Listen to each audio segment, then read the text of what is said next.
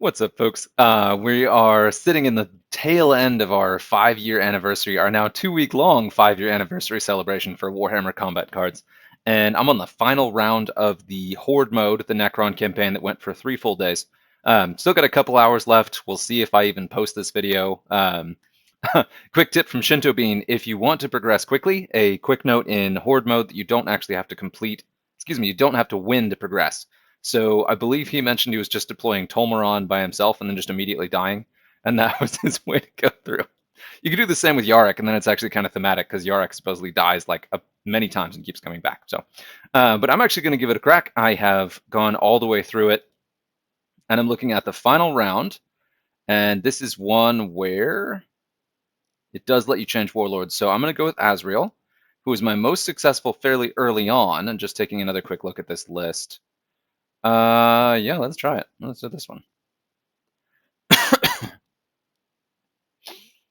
let's give it a shot. All right, so it's mostly psychic, a lot of area effect psychic, and one of the cool things about Azrael is that every time you switch attack types, you get a permanent buff to all of the attack types of every deployed card.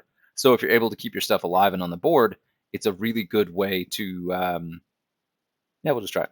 It's a really good way to increase the power of your area effect psychers. So if you're switching range psychic, melee psychic, each time you switch attack types, it is going to go ahead and switch.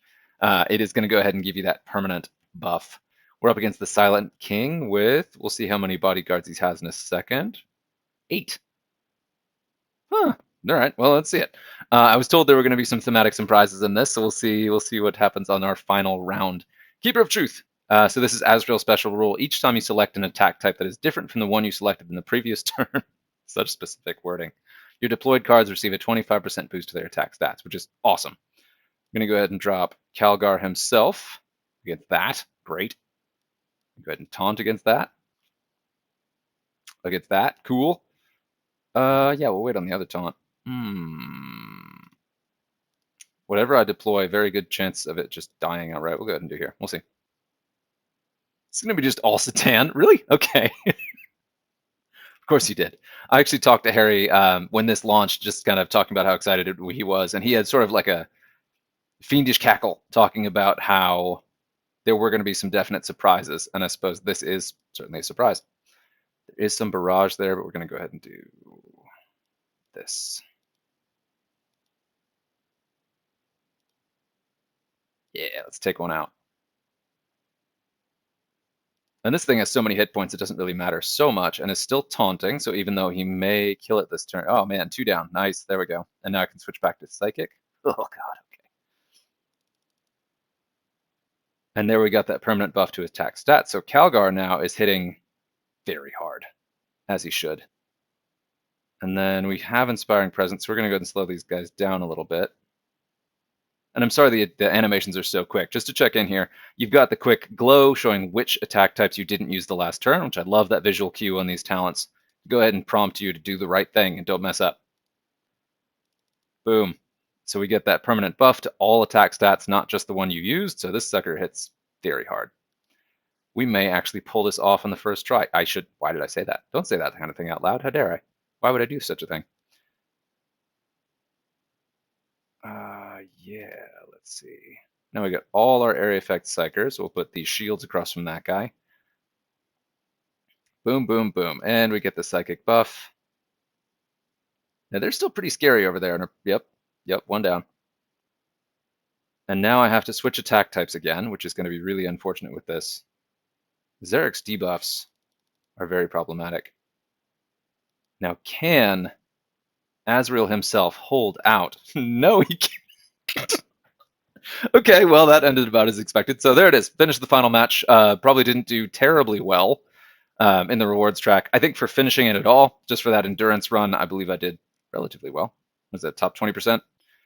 Which is fine, because you get both the rewards track for Horde Mode, and then there's also a rewards pack bonus after you finish it. So right here. Oh, yeah, there's that one, of course. Nice.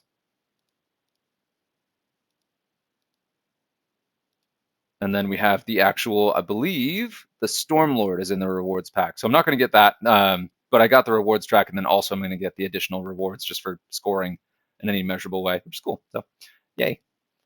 More stuff. Stuff is good. Yeah, top 20%. That's fine. That is fine. We'll get some stuff. We got some extra packs. Cool. But that was it. We'll keep it short. There's going to be a lot more to cover. There was a live stream today that said the next season's theme is going to be the Imperial Agents, which is a pretty cool codex and could roll out a whole lot of new cards because it's kind of a mishmash of all different things that are like servants of the Emperor. So it's going to fill out one of the more filled out factions, but we should see some very cool stuff in there. I actually did not see. Work was crazy, and I had a small toddler screaming at me the whole time, so I was in and out of that stream. I didn't see if there was an announcement of another Supreme Commander. Maybe there is, maybe there wasn't. That may be a surprise that actually comes with next season. Let's actually take a quick peek in the announcements just to check before I sign off.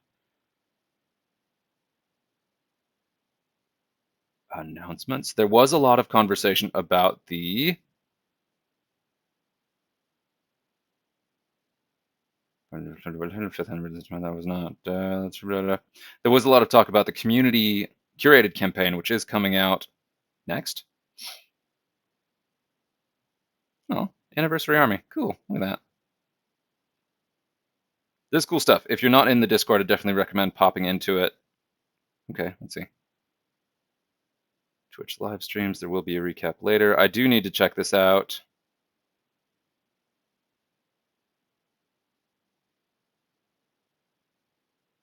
Yeah, pretty cool. So we still have one more curated campaign coming up by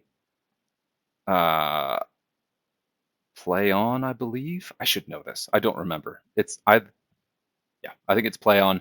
And then, of course, there's the Assault and Black Reach that is curated by the community, where every single deck in this is going to be one that was picked by players, which is going to be cool. But one of the things I did catch in the live stream is that some people put in decks that were just alarming. So there was like an all Psionic Blast Barrage call deck, which everyone knows is awful. Did not make the cut, fortunately, but that is some of the things that were suggested. So I'm one to talk. I made some scary, scary decks. But yeah, we'll see about that. Some quick numbers. No, we'll save that. I'm going to do a full 5-year anniversary recap at the end of all this, but I'm going to go ahead and do some quicker ones throughout just to kind of capture the events and talk through it. That's enough of me. Until next time.